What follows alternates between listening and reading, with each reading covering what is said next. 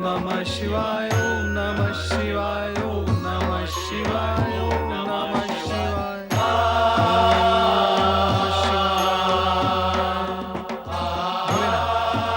आपकी कृपा दृष्टि पाकर मैं धन्य हूँ।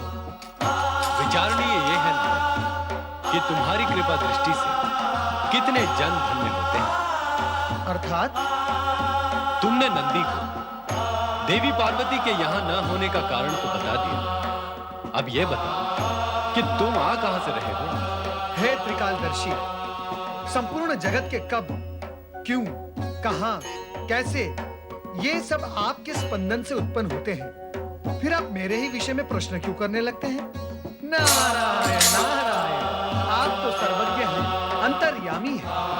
आप तो मेरे भीतर का सत्य भी जानते हैं कि मैं सदा भक्त प्रहलाद के विषय में विचार करता रहता हूँ। हिरण्यकश्यप के पुत्र प्रहलाद के विषय में? हाँ भोलेनाथ, असुर कुल में उत्पन्न प्रहलाद असुर होते हुए भी भक्ति और धार्मिकता में मानवों को ही नहीं देवों तक को पीछे छोड़ दिया है। उसके राज्य में सुख और शांति है। उसके प्रजाजन अपने राजा की प्रशंसा करते थकते नहीं। भोलेनाथ, भोलेनाथ, आपको तो प्रसन्न होना था, किंतु आप तो गंभीर हो गए।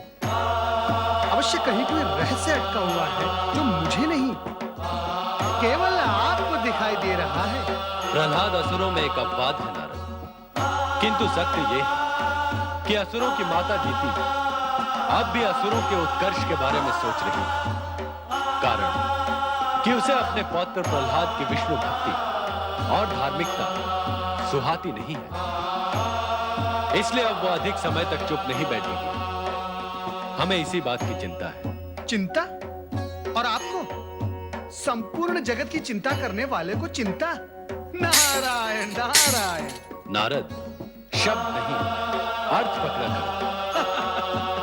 भोलेनाथ, आपके अर्थ और अभिप्राय आपके शब्द से आगे आगे चलते हैं, और फिर मैं ये भली भांति जानता हूं ना कि आपके साथ साथ श्री हरि विष्णु भी भक्त प्रहलाद के सहायक हैं। क्या ऐसे में दीति आपकी इच्छा के विरुद्ध कोई भी मार्ग बना पाएगी? कदापि नहीं। नारद, ये सब सत्य होते हुए भी तुम उस सत्य को क्यों भूल जाते हो कि जब तक अधर्म का बल अपनी चरम सीमा तक नहीं पहुंचता, तब तक हम त्रिदेव उसमें किसी प्रकार का कोई हस्तक्षेप नहीं कर सकते। अर्थात इस विषय में अब मुझे कोई प्रश्न नहीं करना चाहिए, ठीक है? नहीं करूंगा, सर्वथा नहीं करूंगा, कदापि नहीं करूंगा। किंतु मेरे एक प्रश्न का उत्तर मुझे चाहिए ही चाहिए। ये तुम्हारा चाहिए ही चाहिए वाला प्रश्न क्या है नारद? नारायण नारायण। हे त्रिकालदर्शी, हिरण्याक्ष की तपस्या से प्रसन्न होकर आपने उसे वरदान स्वरूप अपने श्वेत से उत्पन्न अंधक को पुत्र के रूप में प्रदान किया था। वरदान दिया था और पुत्र भी प्रदान किया था, तो अब वो कहाँ है? क्या कर रहा है? वो अंधक अब पूर्ण रूप से आसुरी रंग में डूब चुका है। यद्यपि इस समय वो उपेक्षित होकर वन वन भटक रहा है, किंतु दीति उसे शीघ्र ही खोज लेगी। फिर क्या होगा भोलेनाथ? जो होगा वो प्रकट हो ही जाएगा। नारायण नारायण, धन्य है आप भोलेनाथ, धन्य। आपके एक संकेत मात्र से मुझे मेरे प्रश्न का उत्तर मिल गए।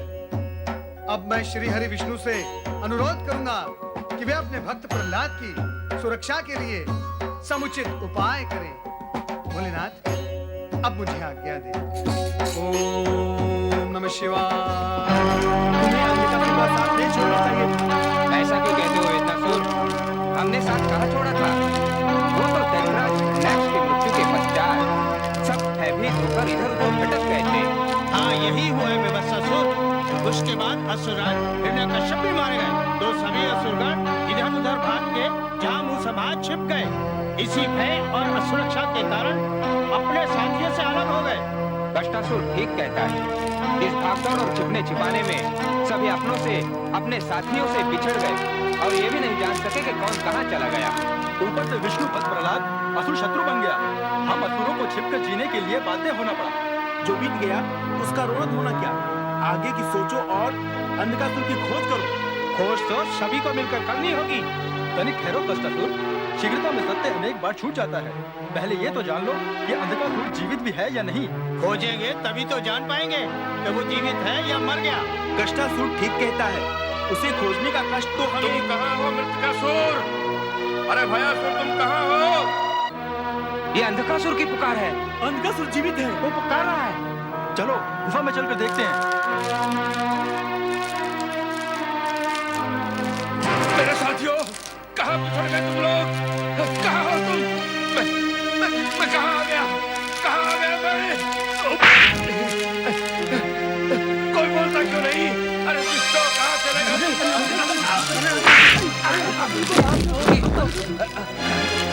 हम तुम्हें ढूंढ रहे थे अंधकासुर।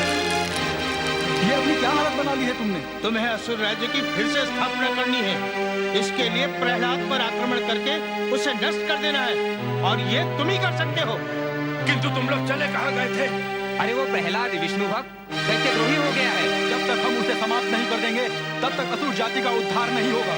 सत्य को समझो, प्रहलाद शक्तिशाली और मैं अंधा। वो मुझे एक ही प्रहार से समाप्त कर देगा। कैसे कर देगा समाप्त? हम जो तुम्हारे साथ हैं। तुम जानते हो ना, मैं भयासुर हूँ। मुझे देखने वाला भय से थर थर कांपने लगता है।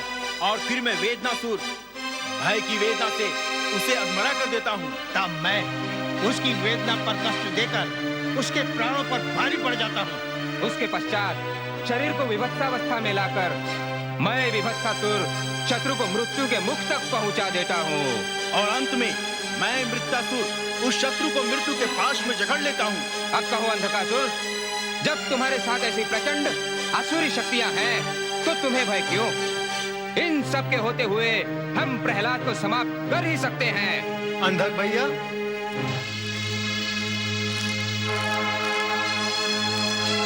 तुम यहाँ इस जंगल में, और मैंने तुम्हें कहाँ कहाँ नहीं ढूंढा। कौन हो तुम और क्यों ढूंढ रहे थे मुझे? मैं हूँ तुम्हारा चचेरा भाई प्रहलाद, और ढूंढा इसलिए कि तुम्हें भी मेरी तरह राजसी सुख भोगने का पूर्ण अधिकार है। तुम यहाँ वहाँ वन में कहाँ भटक रहे हो? आओ, चलो मेरे साथ। जीवित रहोगे तो ले जाओगे ना?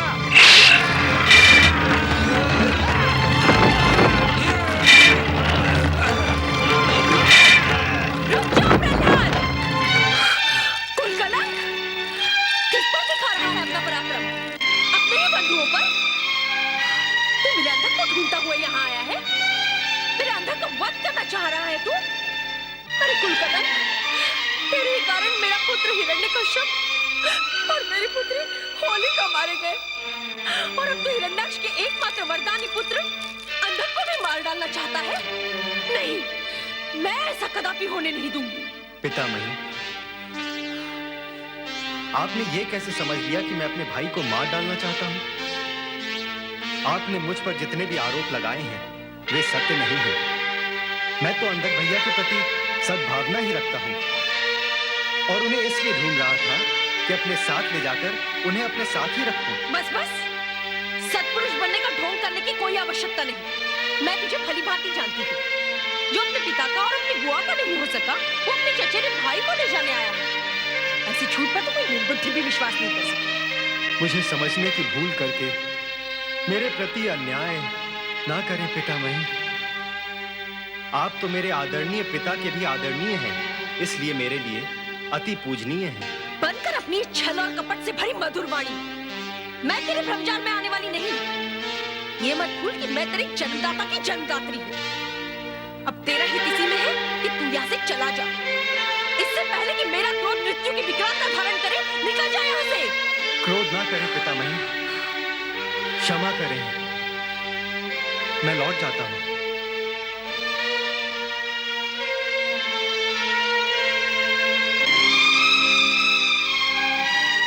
प्रिय अंधक, अब तुझे किसी से भयभीत होने की कोई आवश्यकता नहीं। तू मेरे पराक्रमी पुत्र हिरण्याक्ष का पुत्र है। अब तुझे भी अपने पिता के समान तपस्या का ही मार्ग अपनाना होगा। तू ब्रह्मा की आराधना कर पुत्र, और असुरों के उत्कर्ष के लिए और स्वयं के अंधत्व से मुक्ति पाने के लिए ब्रह्मा से वरदान प्राप्त कर। तेरी तपस्या से प्रसन्न होकर ब्रह्मा तुझे अवश्य वरदान देंगे। मैं आपकी आज्ञा का पालन करूंगा पितामही। तेरा कल्याण होगा पुत्र।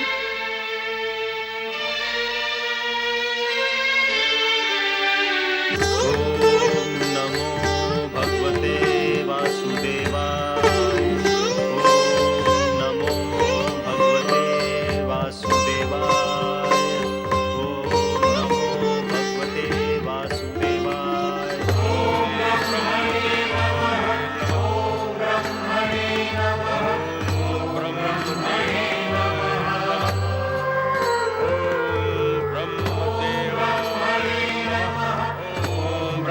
ब्रह्मदेवाय नमः।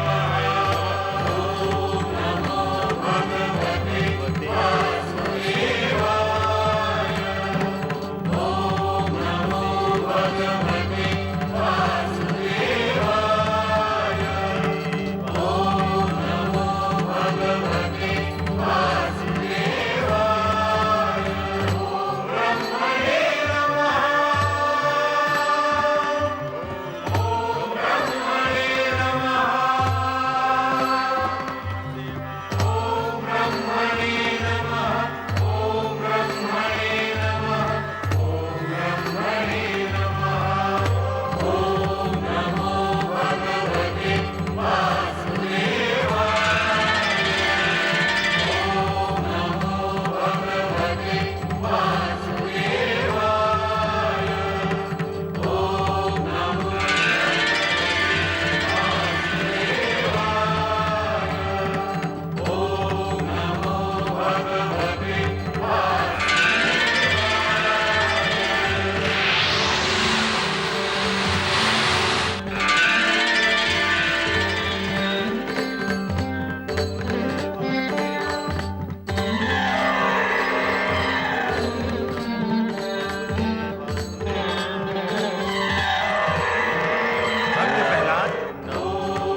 भक्त प्रहलाद,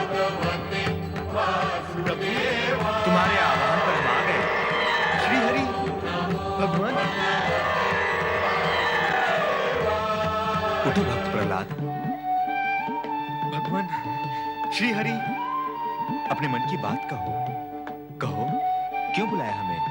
अंतर्यामी, आप तो जानते ही हैं कि मैंने अपने चचेरे भाई अंधक को उसका न्यायपूर्ण अधिकार सौंपना चाहा था, किंतु उसका परिणाम तो उल्टा ही निकला प्रभु।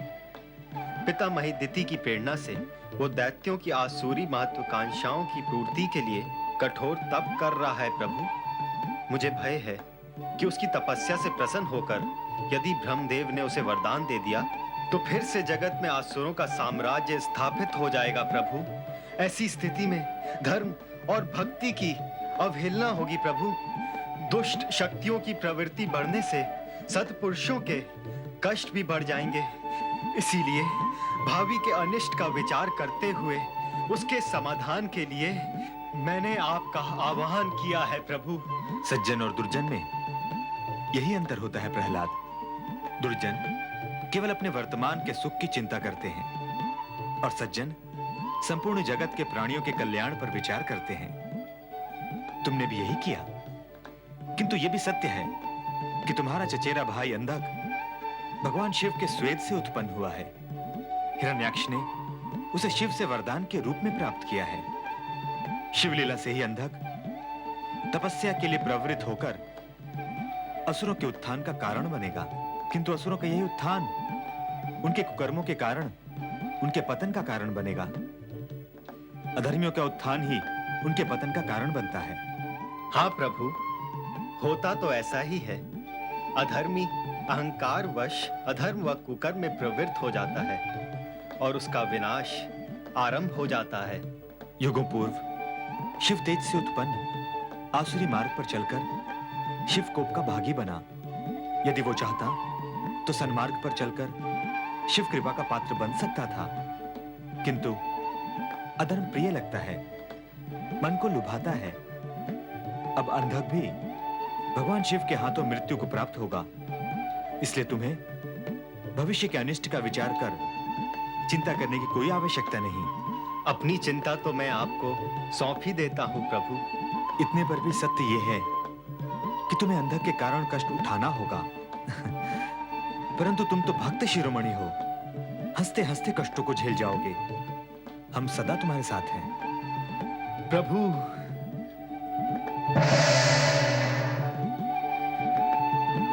ओम नमो भगवते वासुदेवाय।